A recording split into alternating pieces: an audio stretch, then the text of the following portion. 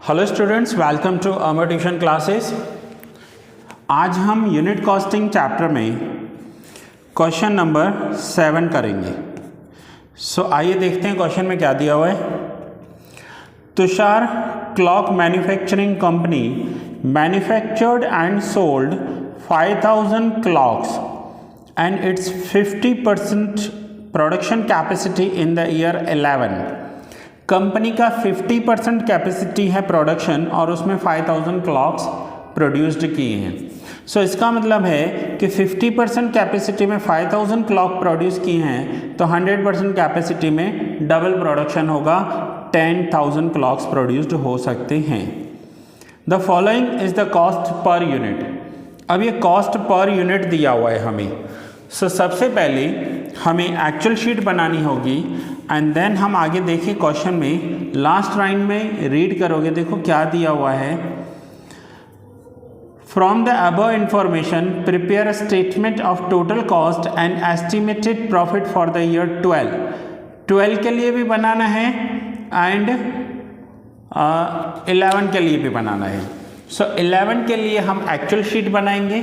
ये जो actual sheet होगी ये होगी 11 के लिए एंड 12 के लिए टेंडर शीट बनाएंगे, एस्टिमेटेड कॉस्ट शीट बनाएंगे। तो सबसे पहले मटेरियल देख लेते हैं। Material per unit. अब यहाँ पर मटेरियल पर यूनिट दिया हुआ है 100 rupees, direct wages per unit दिए हुए हैं 50 रुपीज़। इन दोनों का टोटल करेंगे तो 150 रुपीज़ हो गया प्राइम कॉस्ट। अब फैक्ट्री ओवरहेड्स में fixed factory overheads 10 rupees and variable factory overheads हैं 20 रुपीज़। 150 प्लस 10 प्लस 20 तो 180 रुपीज़ हो जाएगा वर्क कॉस्ट। ध्यान देना, यहाँ पर वर्क कॉस्ट को many time factory cost word भी यूज़ किया जाता है। उसके बाद है ऑफिस एक्सपेंसेस, फिक्स्ड हैं 20, 180 में 20 ऐड करेंगे, कॉस्ट ऑफ प्रोडक्शन हो जाएगा 200 रुपीज़। देन सेल्स ओवरहेड्स दिए हुए हैं, सेलिंग एक्सपेंसेस हैं, फिक्स्ड एक्सपेंस 40 एंड वेरिएबल 10। इन दोनों का टोटल करेंगे ये हो जाएगा, टोटल दिया ही हुआ है आपको, क्वेश्चन में ही दिया हुआ है 250 total cost and then 50 rupees profit add किया है, सेल्स प्राइस हो गया 300 रुपीज़। अब ये है 5000 यूनिट्स के लिए। अब हमें क्या करना होगा, हमें टोटल अमाउंट फाइंड आउट करना होगा कि 5000 यूनिट्स हैं तो टोटल अमाउंट कितना होगा। अब देखिए 100 इंटू 5000 करेंगे तो टोटल अमाउंट हो जाएगा मटेरियल में 5 लाख रुपीज़। फिर वेजेस में देखें 5000 इंटू 50 तो वेजेस हो गए 2,50,000। 5 lakhs प्लस 2,50,000 तो ये हो गया 7,50,000 prime cost. Now factory overheads में 10 रुपीज़ इंटू 5000 तो फैक्ट्री ओवरहेड्स हो गए 50,000 एंड 20 इंटू 5000 करेंगे तो वेरिएबल फैक्ट्री ओवरहेड्स हो गए 1 लाख। 1 लाख प्लस 50,000 प्लस 7,50,000 तो ये हो जाएगा 9 लाख रुपीज़ का वर्क कॉस्ट। अब हमें ऑफिस ओवरहेड्स देखने हैं। 20 इंटू 5000 करेंगे तो ये भी हो जाएगा 20 इंटू 5000 1 लाख। 1 लाख प्लस 9 लाख तो टोटल हमारा हो गया cost of production 10 lakh rupees. Selling overheads 40 into 5000 तो ये हुए 2 lakh rupees. Then 5000 into 10 50,000, 2 lakh plus 50,000 plus 10 lakh तो ये हो गए 12,50,000 total. Profit 50,000, 50 rupees per unit into 5000, profit होगा 2,50,000 और ऐड करेंगे 12,50,000 में, the answer will be 15 lakhs rupees. अब ये हो गया actual cost for the year 11। अब हमें ये देखना है कि इनका नेक्स्ट ईयर के लिए एस्टिमेशन में क्या आ रहा है। For the year 12 it is estimated that the production will be at its full production capacity. Full production capacity word के नीचे अंडरलाइन कर लो। फुल प्रोडक्शन कैपेसिटी का मतलब है कि इनका जो प्रोडक्शन होने वाला है वो 10,000 यूनिट्स का प्रोडक्शन होने वाला है। फुल प्रोडक्शन कैपेसिटी करेंगे, of which 80% units will be sold. 80% unit इन्होंने सेल किए हैं। अब अगर फुल प्रोडक्शन कैपेसिटी में से 80% यूनिट सेल करेंगे तो इनका स्टॉक कितना बचेगा। सो आइए पहले स्टॉक का कैलकुलेशन कर लेते हैं। सो मैं यहाँ पर लिख रहा हूँ कि 50% कैपेसिटी पर 5000 यूनिट्स इन्होंने प्रोड्यूस्ड किए हैं, तो 100% पर यूनिट्स कितने होंगे। सो इसे 5000 इंटू 100 डिवाइड बाय 50 करेंगे तो आंसर आएगा 10,000 यूनिट्स। 10,000 यूनिट्स इनका प्रोडक्शन हो गया। और इस 10,000 यूनिट्स में से 80% सेल करेंगे। सो 80% सेल करेंगे तो 20% क्लोजिंग स्टॉक हो जाएगा। सो 20% क्लोजिंग स्टॉक इन यूनिट्स कितना होगा। सो 10,000 यूनिट्स में से अगर 20% यूनिट्स बच गए क्लोजिंग स्टॉक्स में हैं तो 2000 यूनिट्स का इनका क्लोजिंग स्टॉक हो जाएगा। अब यहाँ पर हम टेंडर शीट में प्रोडक्शन करेंगे 10,000 यूनिट्स का, फिर बाद में सेल करेंगे 8,000 यूनिट्स। सो अब आइए देखते हैं कि एक्सपेंसेस में क्या प्लस माइनस हो रहा है। ये सम करने से पहले, ये टेंडर शीट करने से पहले मैंने ऑलरेडी आपको एक सम एक्सप्लेन किया है, इसलिए मैं हमेशा आपको बोलता हूँ कि मेरे सारे लेक्चर सीक्वेंस में देखना, और हर लेक्चर पर नंबर दिया होगा, लेक्चर 1, लेक्चर 2, लेक्चर 3, उसी सीक्वेंस में देखना। सीक्वेंस में देखोगे तभी समझ में आएंगे, नहीं तो लेक्चर समझ में नहीं आएंगे। सो आइए अब देखते हैं हम आगे क्या दिया हुआ है। Cost of material and wages will increase by 20%। Material and wages का जो कॉस्ट है वो 20% इंक्रीज हो जाएगा। The rate of profit on cost remain same as per last year. जितना इन्होंने लास्ट ईयर कॉस्ट के ऊपर प्रॉफिट ऐड किया था उतना ही अभी ऐड करना है। ये दो चेंजेस हैं। सो आइए पहले मटेरियल एंड वेजेस में इंक्रीज कर देते हैं। Now material and wages variable expense होते हैं, पर यूनिट इंक्रीज डिक्रीज होते हैं। सो यहाँ पर पहले टोटल अमाउंट है, बाद में पर यूनिट है। टेंडर शीट में पर यूनिट पहले आता है, टोटल अमाउंट बाद में आता है। अब मटेरियल का जो कॉस्ट है वो 20% इंक्रीज हो गया। सो मटेरियल का कॉस्ट था 100 रुपीज़ और 20%, 100 का 20% होता है 20। सो 100 में 20 ऐड कर देंगे तो ये हो जाएगा 120। और वेजेस में भी 20% इंक्रीज हुआ है, तो वेजेस हैं 50।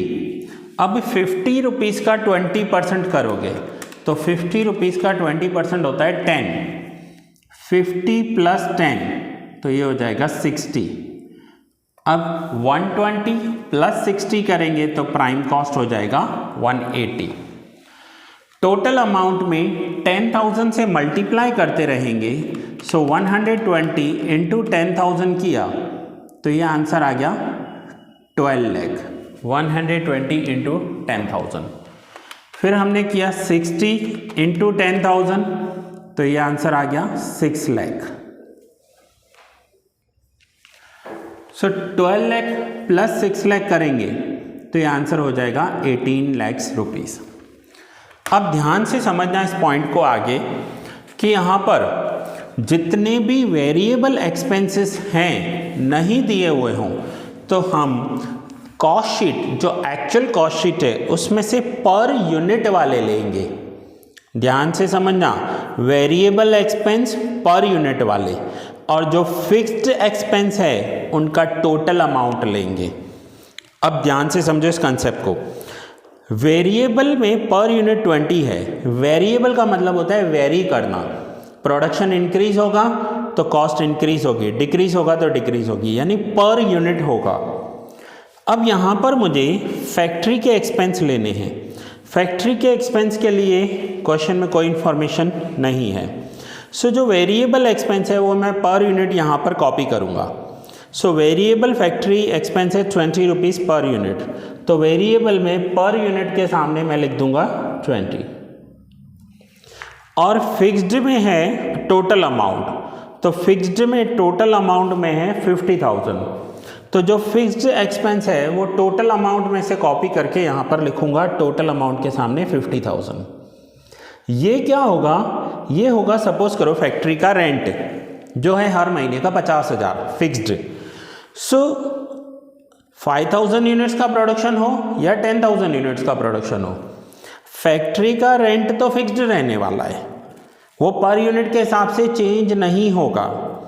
अब वेरिएबल में क्या है, वेरिएबल में सपोज करो लाइट का बिल है, इलेक्ट्रिसिटी है, जितने ज़्यादा यूनिट्स बनाएंगे उतनी मशीन्स ज़्यादा चलेंगी, उतना लाइट का बिल ज़्यादा आएगा। सो वेरिएबल एक्सपेंस को पर यूनिट में से लेना है। मैं पीछे लिख देता हूँ कि फिक्स्ड एक्सपेंस हो, फिक्स्ड एक्सपेंस को आप कहाँ से लोगे, तो टोटल अमाउंट में से लोगे अगर नहीं दिया हुआ है तो, और दिया हुआ हो तो भी प्लस माइनस टोटल अमाउंट में करेंगे। एंड वेरिएबल में पर यूनिट लेना है आपको, वेरिएबल में पर यूनिट कॉपी करना है। तो यहाँ देखिए फैक्ट्री में वेरिएबल पर यूनिट 20 है और फिक्स्ड 50,000 है। अब करेंगे क्या, सो इस जो 50,000 को है वो 10,000 से डिवाइड करेंगे। 50,000 डिवाइड बाय 10,000 तो 5 रुपीज़ पर यूनिट, और इस 20,000 को 10,000 से मल्टीप्लाई करेंगे तो ये हो जाएगा 2 lakhs। अब हम यहाँ पर टोटल करेंगे। सो 180 प्लस 25 तो ये आंसर हो जाएगा 205, और 18 लाख प्लस 2 लाख प्लस 50,000 20,50,000 हो जाएगा इसका work cost, factory cost. Then अब हम ऑफिस एक्सपेंसेस पर आते हैं। सो ऑफिस एक्सपेंसेस क्या है, सो ऑफिस एक्सपेंस फिक्स्ड हैं 1 लाख, तो फिक्स्ड 1 लाख हैं, तो फिक्स्ड हैं तो अमाउंट वाला ले लेंगे। तो अमाउंट कितना है, तो अमाउंट में लिखेंगे 1 लाख। फिर से ऑफिस एक्सपेंस फिक्स्ड है और फिक्स्ड है तो अमाउंट लेना है, अमाउंट है 1 लाख, यहाँ लिख दिया 1 लाख। 1 लाख को 10,000 से डिवाइड करेंगे तो आंसर आ जाएगा 10। सो टोटल कर लेंगे तो 215, और इसे टोटल करेंगे 20,50,000 प्लस 1 लाख, सो 21,50,000। अब है क्लोजिंग स्टॉक, हमें जो माइनस करना है। क्लोजिंग स्टॉक है 2000 यूनिट्स का, यहाँ पर जो है 2000 यूनिट्स का क्लोजिंग स्टॉक कहाँ से आया, ये हमने कैलकुलेट किया है पीछे। 2000 यूनिट्स का क्लोजिंग है। अगर इन्होंने 10,000 यूनिट्स का प्रोडक्शन किया और 80% प्रोडक्शन सेल कर दिया, सो 8,000 सेल हो गए होंगे, तो 2000 यूनिट्स का क्लोजिंग स्टॉक होगा। तो यहाँ पर हम लिखेंगे 2000 यूनिट्स इंटू 215 पर यूनिट जो कॉस्ट है ये वाली। सो पर यूनिट वाले में अमाउंट मत लिखना, यहाँ पर क्लोजिंग और ओपनिंग में पर यूनिट में अमाउंट नहीं लिखा जाता है। सो ये हो जाएगा 4,30,000। सो 21,50,000 में से 4,30,000 माइनस करेंगे तो आंसर हो जाएगा 17,20,000 कॉस्ट ऑफ गुड सोल्ड। अब आ जाते हैं सेलिंग एक्सपेंसेस पर। So once again selling expense में फिक्स्ड भी हैं और वेरिएबल भी हैं। तो जो फिक्स्ड हैं वो टोटल अमाउंट में से लेंगे, कितने हैं 2 lakhs, और जो वेरिएबल हैं वो पर यूनिट में से लेंगे, वो है 10 रुपीज़। सो फिक्स्ड को मैं अमाउंट के कॉलम में लिख देता हूं 2 लाख रुपीस और वेरिएबल को पर यूनिट के कॉलम में लिख देता हूं 10 रुपीस। सो अब ये जो एक्सपेंसेस हैं यहां तक हमने सम 10,000 के साथ किया था, लेकिन अब यहां के बाद 2,000 का तो स्टॉक बच गया, तो सेल कितने हुए 8,000। तो सेलिंग एक्सपेंस जो है वो 8,000 यूनिट्स पर कैलकुलेट होंगे। मैं यहां पर लिख देता हूं 8,000 यूनिट्स। सपोज करो आपके पास कोई सेल्समैन है, आप उसे कमीशन दे रहे हो, तो उसने 8,000 यूनिट सेल किए हैं, तो 8,000 यूनिट्स का ही हम उसे कमीशन देंगे। सो 8,000 इंटू 10 करेंगे तो ये आंसर आ जाएगा 80,000। और यहाँ पर 2 लाख को डिवाइड करेंगे 8,000 से, तो पर यूनिट जो सेलिंग एक्सपेंस है वो है 25। अब हमें इसे टोटल करना है। सो 25 प्लस 10 प्लस 215, तो आंसर हो गया 250। एंड 17,20,000 प्लस 2 लाख प्लस 80,000, तो ये आंसर आ गया 20 लाख। अब इन्होंने कहा है प्रॉफिट, सेम प्रॉफिट चाहिए इनको, जो लास्ट ईयर था उतना ही प्रॉफिट इनको चाहिए। सो लास्ट ईयर जितना ही कॉस्ट आया है वैसे तो, सो लास्ट ईयर कॉस्ट था 250 और प्रॉफिट भी था 250।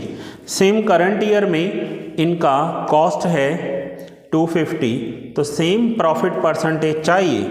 सो 250 पर 50 प्रॉफिट, तो 250 पर भी 50 यूनिट्स का प्रॉफिट रखेंगे। 50 प्रॉफिट पर यूनिट 50 इंटू 8,000 यूनिट्स ही सेल किए हैं इन्होंने। सो 50 इंटू 8,000 करेंगे, क्योंकि सेल जितना हुआ है तो ये हो जाएगा 4 lakh rupees. So 4 lakh plus 20 lakh, so the answer 24 lakh rupees. And 250 plus 50, तो ये हो जाएगा 300 रुपीस। सो देखिए स्टूडेंट्स, मटेरियल ज़्यादा लगा, वेजेस ज़्यादा लगे, लेकिन जो फिक्स्ड एक्सपेंस थे, जैसे फैक्ट्री का रेंट था पर यूनिट 10 रुपीज़ था, वो पर यूनिट 5 रुपीज़ हो गया। सो यहाँ पर हमें क्या पता चलता है कि हमने 11 में ये सब किया, हमने 11 में ये सब किया और 12 में हमें ये सब करना है। 12 में एस्टिमेटेड है, 11 हो चुका है। सो अब आप नोट डाउन कर लीजिए, यह है 11 की एक्चुअल कॉस्ट शीट, जिसमें टोटल अमाउंट पहले आता है, पर यूनिट बाद में आता है, और यह है इसकी टेंडर शीट। दूसरा, ये लेक्चर्स आपको अपने फ्रेंड्स के साथ शेयर करते रहना है। जैसे आप इन लेक्चर्स का बेनिफिट ले रहे हो, आपके फ्रेंड्स भी इसका बेनिफिट लें। सो आप अपने फ्रेंड्स के साथ भी शेयर कीजिए एंड कॉलेज के ग्रुप में भी शेयर कर दीजिए।